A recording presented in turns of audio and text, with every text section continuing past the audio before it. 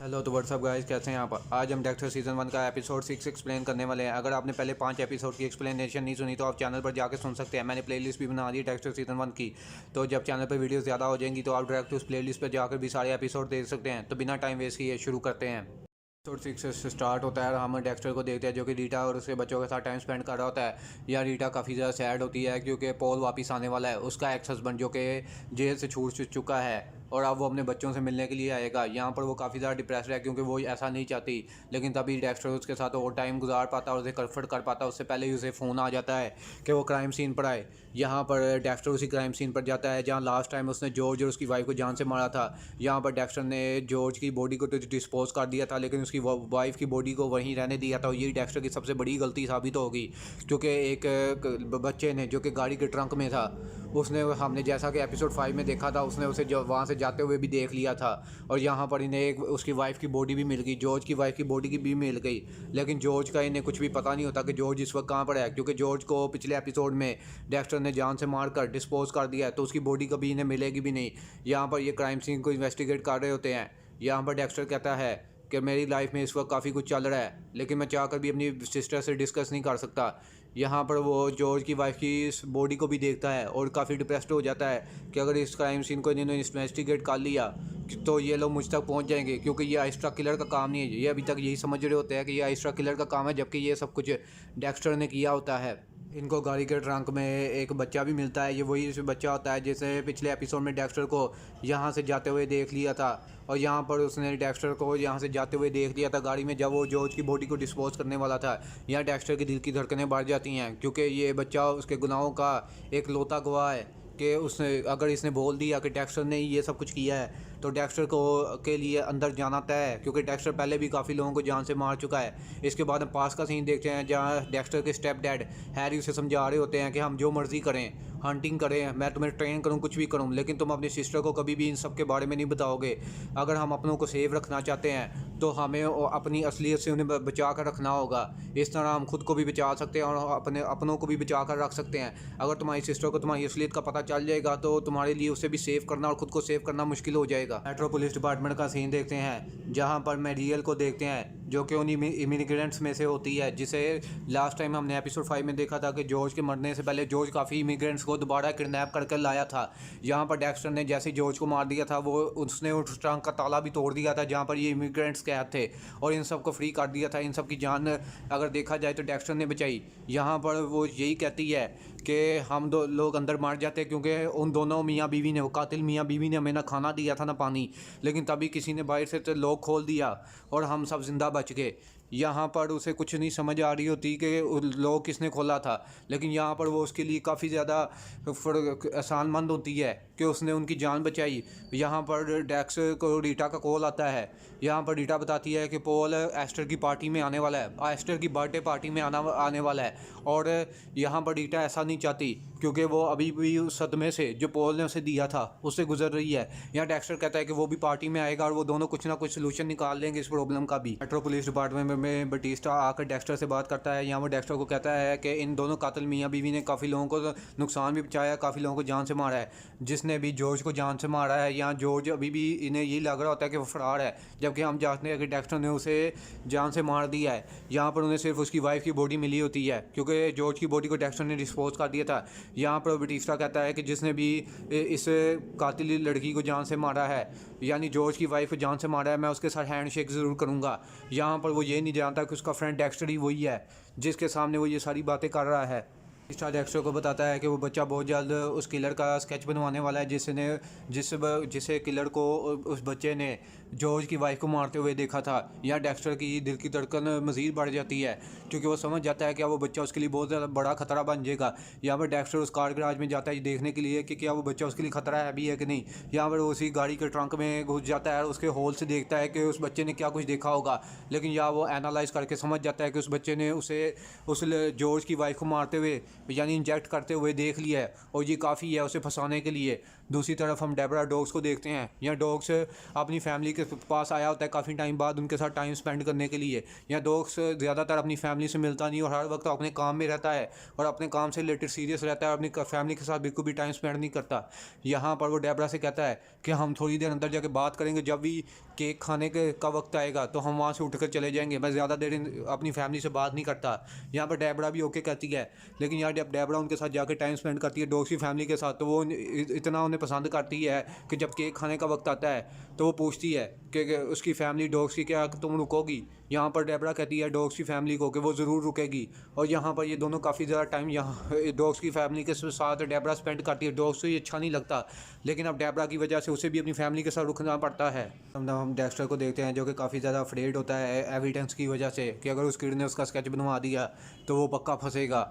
और यहाँ पर वो उसको ड्रीम देख रहा होता है सोते हुए कि यहाँ पर डेबरा को सब कुछ पता चल गया है, या डेबरा उस पर गुस्सा होती है कि तुमने मुझे अपनी असलियत के बारे में क्यों नहीं बताया। और इसके बाद डेबरा भी उसे उसी तरह तैयार करके जिस तरह वो अपने विक्टिम्स को तैयार करता है उसे भी उसी तरह जान से मार देती है। ये खौफनाक मंजर देखकर डेक्स्टर की नींद खुल जाती है। और यार डेक्स्टर काफ़ी ज़्यादा पहली दफ़ा हम डेक्स्टर को पूरी सीरीज़ में टेंस देखते हैं, क्योंकि वो नहीं चाहता कि उसकी फैमिली भी उसे हेट करे, लेकिन अब अगर उसे बचना है तो उसे एविडेंस का कुछ ना कुछ करना होगा। तो पुलिस डिपार्टमेंट में क्राइम सीन पर मिले एविडेंस को मिटाने की कोशिश कर रहा होता है डेक्स्टर के, किसी तरीके वो बच सके इस क्राइम सीन से मिले एविडेंस से।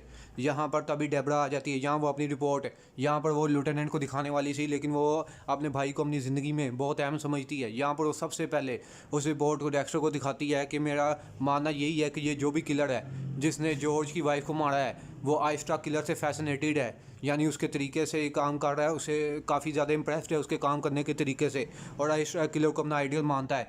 यहाँ पर हम जानते हैं कि डेक्स्टर ही वो सीरियल किलर है जो आइस्टा किलर से अपना फेवरेट की सीरियल किलर समझ कर बैठा हुआ है। और यहाँ पर वो समझ जाता है डेक्स्टर कि अगर ये रिपोर्ट सबमिट हुई तो अगर इस पर दोबारा बाकी इन्वेस्टिगेशन होगी तो वो किड अपना स्केच बनाए ना बनाए, इस रिपोर्ट की वजह से उसका डेथ वारंट ज़रूर साइन हो जाएगा। यहाँ पर इसलिए वो इस रिपोर्ट को चाहता है कि डेबरा लेफ्टिनेंट को ना दिखाए। यहाँ वो उसे समझाता है कि तुम्हारा अभी वाइस से होमोसाइड में प्रमोशन हुआ है, इसलिए ये जो रिपोर्ट है ये बिल्कुल भी सेंस नहीं बनाती। दो किलर्स एक दूसरे के साथ कभी भी कनेक्ट नहीं हो सकते, इसलिए तुम ये रिपोर्ट कभी भी मत दिखाना लेफ्टिनेंट को, वो ये तुम्हें बेवकूफ़ दिखाएगी। लेकिन यहाँ पर डेबरा को ये सुनकर काफ़ी ज़्यादा बुरा लगता है कि उसका भाई भी उसे सपोर्ट नहीं कर रहा। यहाँ पर डेबरा को पूरा यकीन खुद पर होता है कि उसकी रिपोर्ट बिल्कुल सही है और उसे यकीन है कि उसने जो भी फाइंड किया है वो बिल्कुल टू द पॉइंट है। यहाँ से डेक्स्टर की टेंशन और भी बढ़ जाती है, क्योंकि अब उसकी सिस्टर भी एक एविडेंस बन जाएगी उसके खिलाफ। तभी हम पास का सीन देखते हैं जहाँ पर हैरी पूछता है कि तुम्हारी बहन किधर है। यहाँ वो यंग डेक्स्टर से पूछ रहा होता है कि डेबरा किधर है। यहाँ पर दूसरी तरफ हम डेबरा को देखते हैं जो कि हैरी की गन इस्तेमाल कर रही होती है और शूटिंग प्रैक्टिस कर रही होती है, क्योंकि वो भी हैरी के साथ हंटिंग पर जाना चाहती है जिस तरह हैरी डेक्स्टर को लेकर जाता है। लेकिन उसे नहीं पता कि हैरी डेक्स्टर को हंटिंग पर क्यों लेकर जाता है, उसे ट्रेन करने के लिए ताकि वो अपनी किलिंग अर्ज पर कंट्रोल कर सके। लेकिन वो भी अपने फादर के साथ ज़्यादा टाइम स्पेंड करना चाहती है।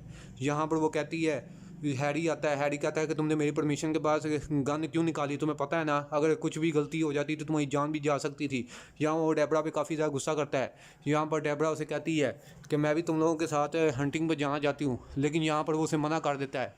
यहाँ पर डेबरा को गुस्सा डेक्स्टर पर आता है, क्योंकि ना वो उसे उनके डैड को बताता कि डेबरा गन लेकर आई है और ना ही हैरी को पता चलता। लेकिन हम जैसा कि जानते हैं कि डेक्स्टर अपने स्टेप डैड से काफ़ी ज़्यादा प्यार करता है और वो उनसे झूठ नहीं बोल सकता। प्रेजेंट टाइम में मेट्रोपोलिस डिपार्टमेंट में देखते हैं यहाँ पर आइस्टर किलर के बारे में सब बात कर रहे होते हैं और जॉर्ज के केस के बारे में भी। लेकिन यहाँ पर डेबरा अपनी रिपोर्ट सबको बता देती है कि ये जो भी है जिसने जॉर्ज की वाइफ को मारा है वो आइस्टर किलर से काफ़ी ज़्यादा फैसिनेटेड है और उसे अपना आइडल मानता है। यहाँ पर ये बात सबको काफ़ी हद तक कन्विंसिंग भी लगती है कि उन्हें एक नया एंगल मिल गया है। यहाँ पर उसका भाई डेक्स्टर भी उसकी तरफ देख रहा होता है। दोनों भाई बहनों के दरमियान अभी कन्फ्यूजन पैदा हो चुकी है। यहाँ डेक्स्टर नहीं चाहता कि उसकी सिस्टर भी उसके ख़िलाफ़ हो जाए, क्योंकि उसकी एक ही फैमिली अब उसके साथ है और वो उसकी खुद की सिस्टर ही है। दूसरी तरफ हम रीटा को देखते हैं जो कि अपने बच्चों से बात कर रही होती है एस्टर और कोडी से। यहाँ पर बताती है एस्टर कि कोडी ने सब दोस्तों को बता दिया कि पॉल वापस आ गए हैं उनके फादर। अब ये बात उनके दोस्तों के लिए काफ़ी ज़्यादा डरा देने वाली है, क्योंकि उसके फ्रेंड्स भी उसके फादर से डरते हैं उनके क्रिमिनल बैकग्राउंड की वजह से, इसलिए अब कोई भी उनकी पार्टी में नहीं आएगा। यहाँ पर एस्टर कोडी पे गुस्सा हो रही होती है कि तुमने सबको क्यों बताया, लेकिन यहाँ एस्टर भी उसकी तरह ये कुछ बच्चा है जिसे नहीं पता कि कौन सी बात करनी है कौन सी नहीं। दूसरी तरफ हम मरिया को देखते हैं मेट्रो पुलिस डिपार्टमेंट में, जो कि उस किड के साथ बैठी होती है जो उन्हें क्राइम सीन पर मिला होता है। यहाँ वो उसे स्केच बनवाने के लिए कहती है यहाँ पर, लेकिन वो बच्चा अभी भी काफ़ी ज़्यादा टेंस होता है क्योंकि उसने काफ़ी कुछ देखा होता है। यहाँ पर वो जॉर्ज की वाइफ उसे भी जान से मारने वाली थी, लेकिन तभी डेक्स्टर ने उसे इंजेक्ट कर दिया था। यहाँ पर वो उस सीरियल किलर को एज अ सेवियर के तौर पर देखता है जिसने उसे मरने से बचाया। यहाँ पर वो कुछ भी ड्रॉ नहीं कर पा रहा था क्योंकि वो काफ़ी ज़्यादा कंफ्यूज होता है, लेकिन तभी मरिया उसके लिए काफ़ी ज़्यादा यहाँ पर केयर करती है, वो एज अ मदर बिहेव कर रही होती है उसके लिए। यहाँ पर वो बटिस्टा को कहती है कि वो उसके खाने के लिए कुछ लाए। यहाँ वो उसे कुछ खाने के लिए देते हैं और यहाँ उसका मूड बच्चे का काफ़ी ज़्यादा अच्छा हो जाता है। तभी बटिस्टा वहाँ से चला जाता है और डेक्स्टर वहाँ पर आता है और यहाँ पर वो देखता है कि बच्चा सो गया है, और यहाँ वो मरिया को भी देखता है और यहाँ पर वो बच्चे के बनाए हुए स्केच को देखता है। लेकिन डेक्स्टर की किस्मत अच्छी होती है कि अभी तक स्केच मुकम्मल नहीं हुआ होता, उस बच्चे ने सिर्फ उसकी आइज़ बनाई होती हैं। जहाँ डेक्स्टर खुद को बचाने के लिए उससे जुड़ी हर एक चीज़ को बोट में जाकर पानी में बहाने लग जाता है, जिसमें उसके सारे वेपन्स भी होते हैं, उसके किलिंग के सारे वेपन्स होते हैं। यहाँ पर वो अपने कलेक्शन जिसमें विक्टिम्स का ब्लड वो रखता है उसे भी पानी में फेंकने वाला होता है, लेकिन तभी उसे आइस्ट्रा किलर का एक और मैसेज मिलता है, जॉर्ज की वाइफ के ब्लड पड़ी। यहाँ पर उसने स्माइली फेस बनाया होता है जो आइस्ट्रा किलर बनाता है डेक्स्टर के लिए, उसे अपना कोई मैसेज देने के लिए। यहाँ वो समझ जाता है कि आइस्ट्रा किलर देखना चाहता है कि वो हर मुश्किल हालात में सर्वाइव कर सकता है कि नहीं।